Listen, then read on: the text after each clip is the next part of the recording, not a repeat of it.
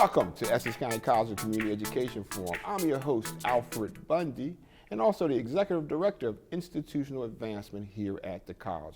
We are honored today to have our first gentleman, the leader of this college. He's the Interim President of Essex County College. Please welcome Dr. Augustine A. Boakye to the Community Education Forum. Welcome, Dr. Boakye. Thank you, Mr. Bundy. You've been president now about 8 months in the interim role. Share with us one or two examples of things you're very happy about, that you feel you've had some success with in this short tenure. I just want to say that I'm appreciative to everybody in the college, especially our board of trustee members, because one of the things I have seen, and I believe that we work together, is to bring a unity, bring everybody together, the faculty, the staff, and students, to rebuild our institution. We've taken a good care of our finances and making sure that we've resized our institution. We're focusing on our enrollment, and more importantly, we have dedicated a special welcome center where students can walk in and get almost everything they need at the beginning. And you know, people don't realize how important that Welcome Center is. I mean, that Welcome Center, which is one of your projects that you started, we've had a long time to make sure our students have a good phone number. So when they call there, they get to talk to someone who can refer them to the right area in the college, which is so important to increase enrollment. But more importantly, I see there's lines out there, even on weekends, coming to register because that's where they can get that personal touch. Am I correct? You're right, and we saw the need, and we really want to meet the expectations of our students, and that's why you see that lines, and we also have enough staff to make sure they are serving them right.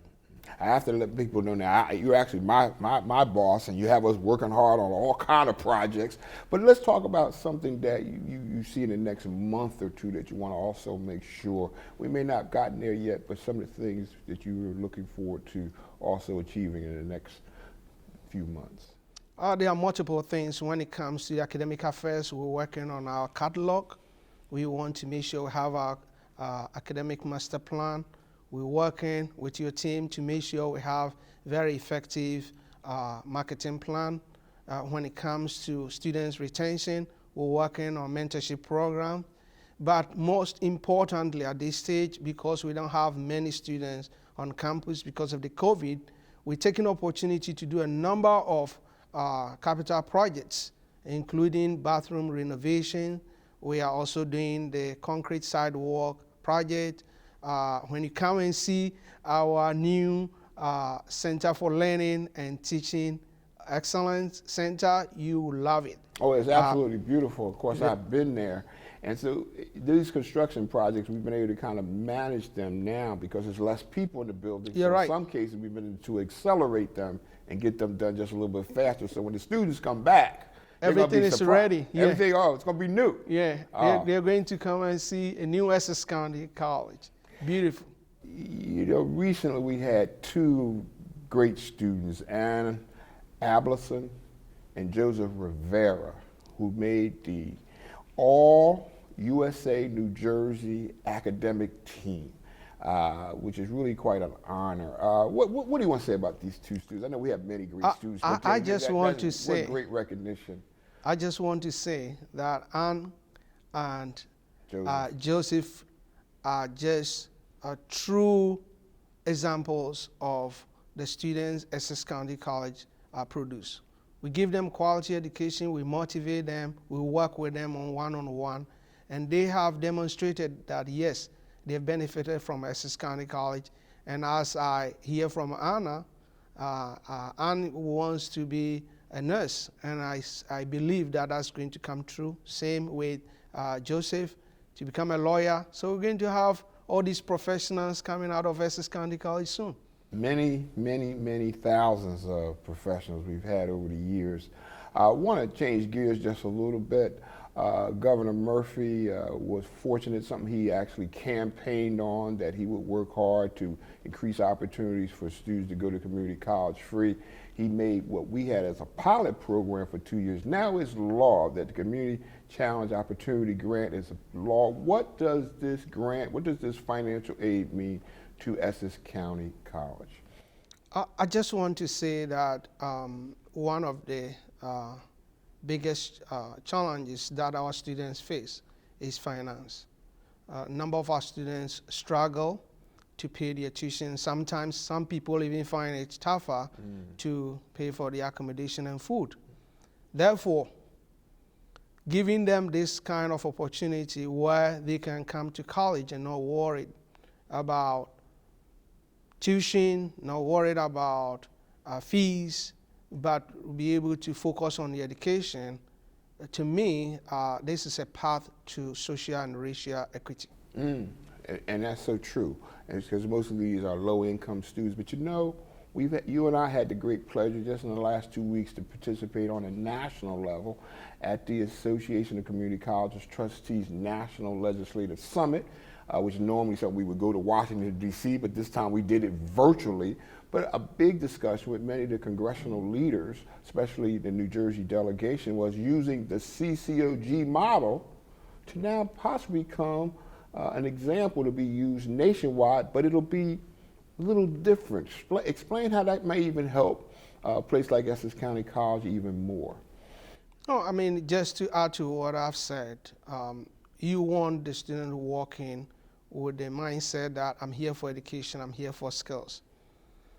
If this is made through and the students get opportunity to come in without worried about funds or loans, they will focus, complete their degrees. We expect them to gain their skills. We expect them to get good jobs. And the point you're making about loans is just part of like the huge debt that so many minority students start off after being part of education or trying to get a higher education. And I know our CCOG ceiling in New Jersey right now is $65,000 gross income, but with this federal idea, at least what I think we heard from Washington, you're talking about expanding it all the way up to 125,000. Am I correct? Is that what you kind of understood in the discussions about how the national model, if it passes through the Biden administration? We're still hoping to get the final numbers. However, we believe that whatever will be mimicked nationwide will be a little bit bigger than even the CCOG money as far as that we are experiencing at New Jersey. And as I said, the whole idea is to make sure we get even people who could not afford the opportunity to come to the college and really contribute to our economy. We want people to have happy families and also peaceful society. We know that there has been hesitation from many people of color as far as dealing with the vaccination. You recently worked with the presidents of color from the various colleges here in New Jersey, and y'all actually disseminated a op-ed and a press release trying to share information and the importance of getting this vaccination. Talk to us about that and what the presidents of colleges did. I think it's Bloomfield, Felician, Atlantic Community, Cape College, Rutgers University, and led by the president of Bloomfield, who pulled you guys together first. Am I correct? By Bloomfield, yes. Dr. Evans. Yes. Yeah. So the whole idea is that Mr. Bundy, as you know already, we've lost over 500,000 people nationwide.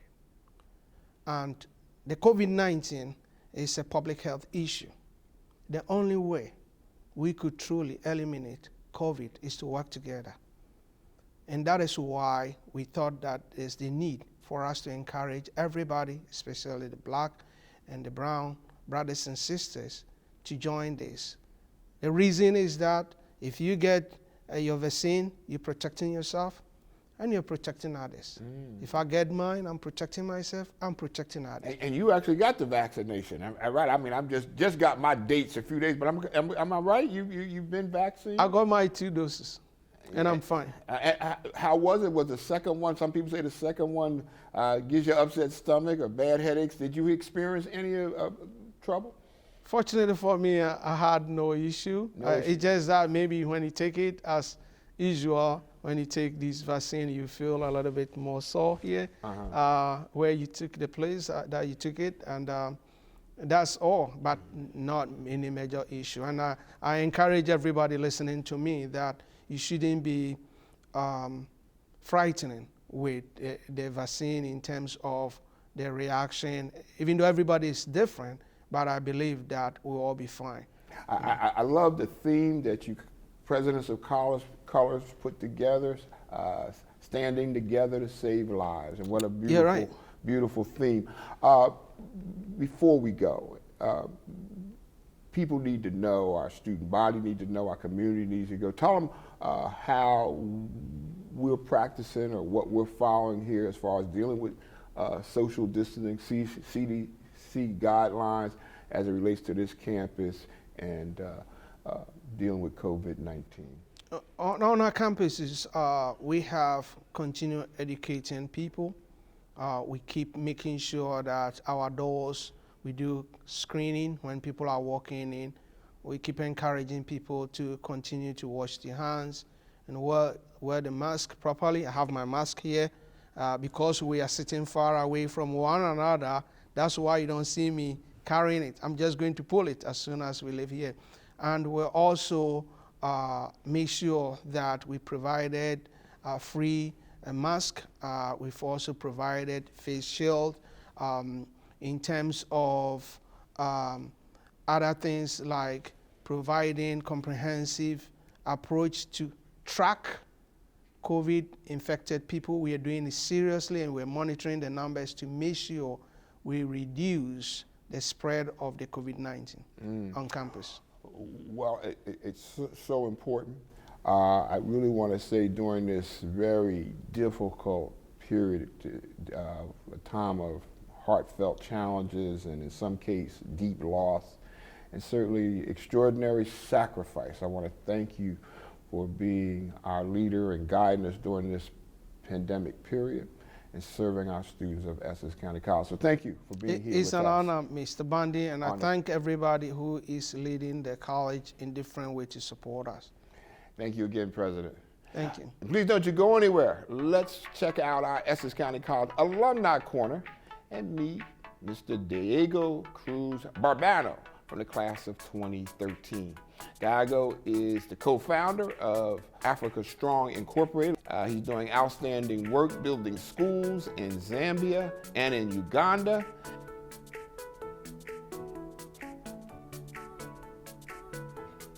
Essex County College made a positive difference in his life, and he is now making a positive difference in the world. Don't go anywhere. We'll be right back. Check him out.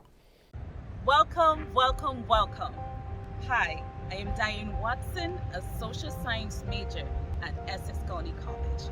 For fast, accurate information on registering for classes at Essex County College, walk up today to our Fast Track Welcome Center, conveniently located on the second floor by the main college entrance. You will be met with one of our courteous staff members ready to answer any questions on registering and enrolling at Essex County College. The Welcome Center is open from 9 a.m. to 4 p.m. Monday to Friday. You can also call the Welcome Center at 973-877-4477 and speak to one of our representatives. In this COVID-19 pandemic, Essex County College follows all CDC health and safety guidelines. So, wear a mask when you come on campus. Remember, at Essex County College, it's always students first.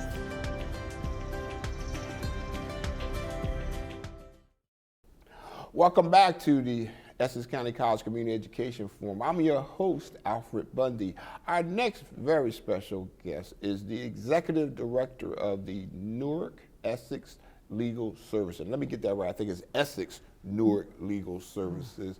He's actually a community hero, and that organization is very involved in assisting people in the community deal with civil legal matters. Please welcome our special guest, Mr. Felipe Chavana, to the Community Education Forum. Welcome.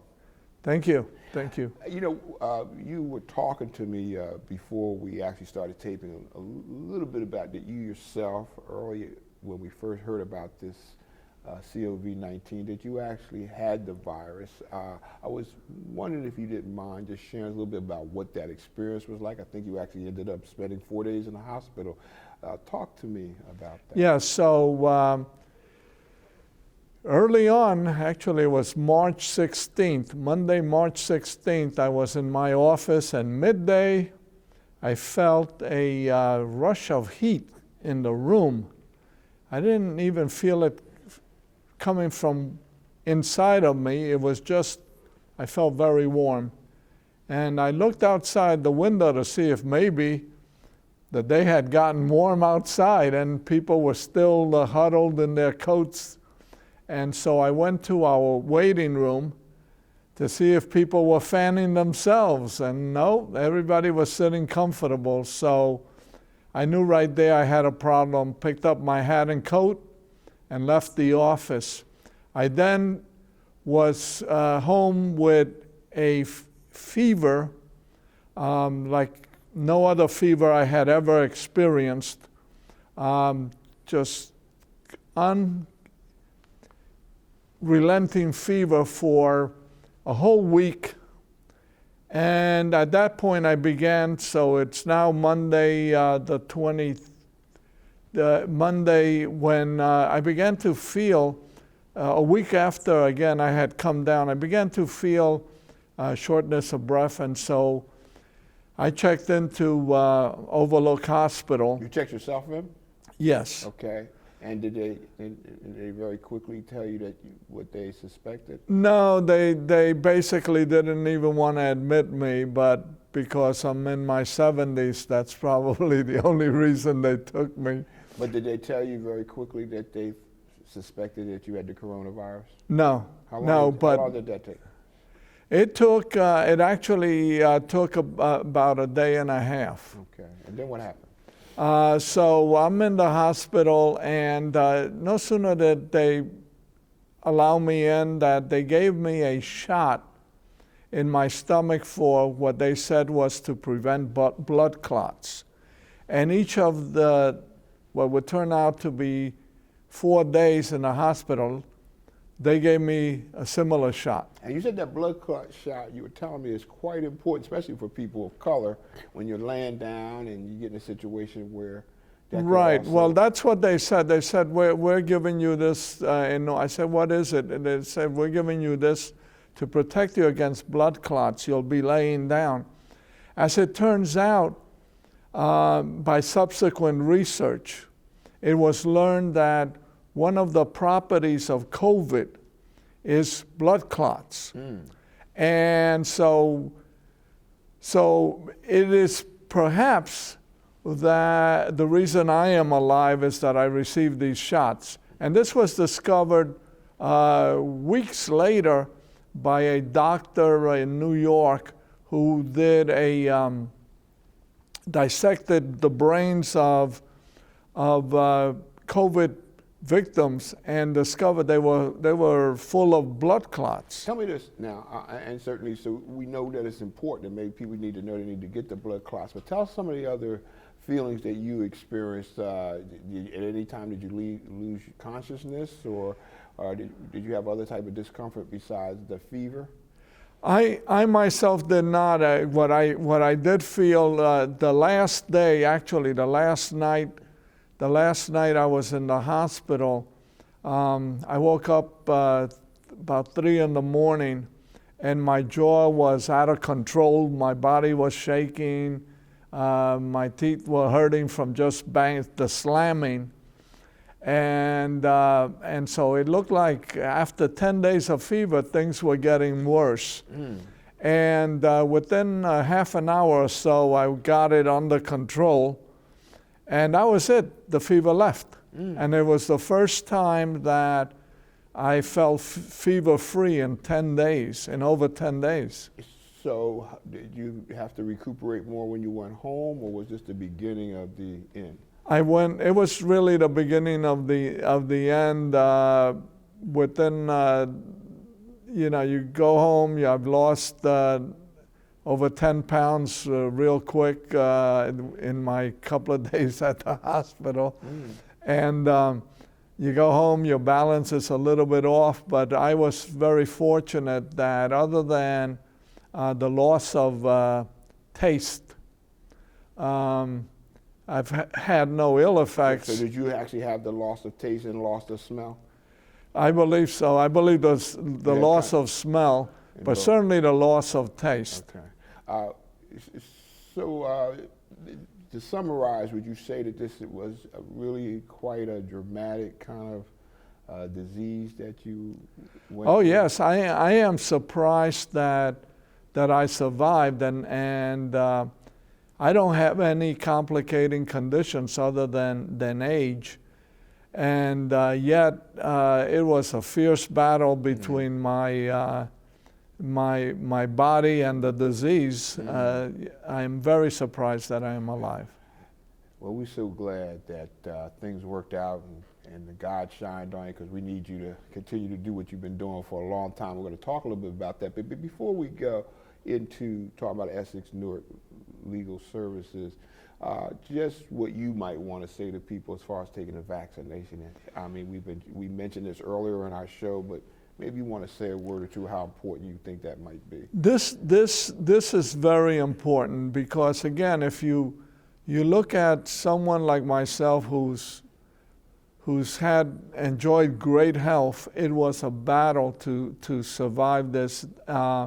I know some people downplay it. Well, everybody's going to get it, and I don't think it's going to do anything to me. And I think that's false. Thank you for sharing that. We don't have a whole bunch of time, but I want to just talk very briefly, describe what the Essex-Newark Legal Services organization does for low-income people in this region. Well, we provide free legal assistance in civil law matters, that is, all cases that are not criminal, and on the critical issues that affect the poor in this county, namely housing, government benefits, some family law issues involving the special needs of the handicapped, disabled, and elderly, and consumer. I want to actually ask you to explain a lot about what you do with housing and tenant-landlord situation. Tell us what that looks like. Tell us what's going on in the time we have. At the present time, there are over 15,000 eviction actions that have been filed in Essex County, most for non-payment of rent, and they are awaiting the reopening of the courts. The courts closed back in May to tenancy trials, and so these cases are hanging there. The potential, therefore, exists for massive evictions and massive homelessness. And so you're saying that after the pandemic is after over, the pandemic is over, worse, we could have a real monsoon. We could have a monsoon of displacement in this community, particularly in the cities of Newark, Irvington, East Orange, and Orange. And so what we're trying to do is make sure that the court procedures for reopening are fair and provide tenants with the ability to engage rental assistance if those funds are available so that they will not be displaced. Now, my impression of the CARES Act, that many of these families got rental assistance, or is that incorrect, or did they get enough? There's been some rental assistance, and that rental assistance has essentially helped some families who were able to regain their income stream to cure rent arrears and remain housed. The majority of families, I suspect, are going to be owing well over 6 months of rent. and therefore are going to need substantial assistance. Plus, they will need to get their income stream restored, basically go back to employment and the ability to pay rent going forward in order to survive this. Now, we've been hearing a lot about, I guess, moratoriums where they allow that the tenants don't have to really pay the rent. Is that out of control? Is that misunderstood? That is totally misunderstood in New Jersey, and I think that's going to be a major problem, that some tenants may believe that there's been a rent holiday, so that they didn't have to put any money aside or prepare themselves for the day when the courts reopen, and that's not true. People are going to be held accountable for the most part for every dollar of back rent that is owed.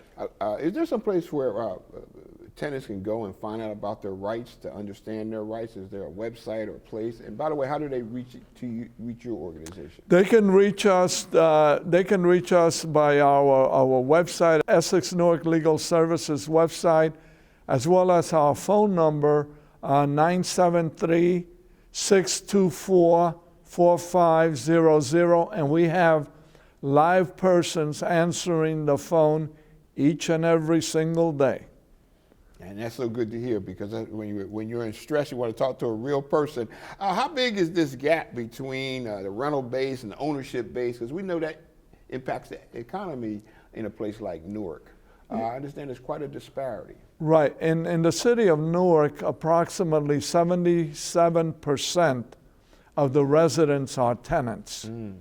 And so it's quite a difference. And of course, both the tenant base now with COVID and the homeowner base are both undergoing severe stress from the job losses and the other impacts of COVID. So before we go, who needs to kind of step in? Do we need the government to step in? Do we need the city to step in? Do we need the state to step in? The federal? Who needs to step in? Because this sounds like this could be really a very challenging set of circumstances, not only for the landlord who's trying to get paid, but for the person who's trying to keep a roof over their head, the tenant. This stands to be a catastrophe in communities such as Essex County, and so we need help from everyone. Hopefully the federal government will step in with a large tenant bailout program, as well as, again, the judiciary has to make room to allow those rent subsidies to work to keep people in place. We are out of time.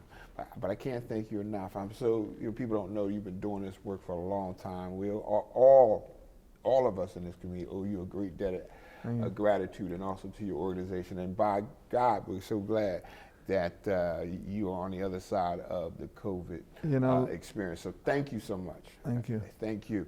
And I want to thank all of you for watching us, and certainly I want to thank our special guest again, Felipe Chavana, for being with us. For more information on Essex County College, please visit our website at essex.edu.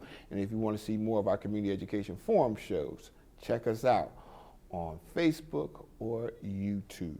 I'm your host, Alfred Bundy. I'll see you next time.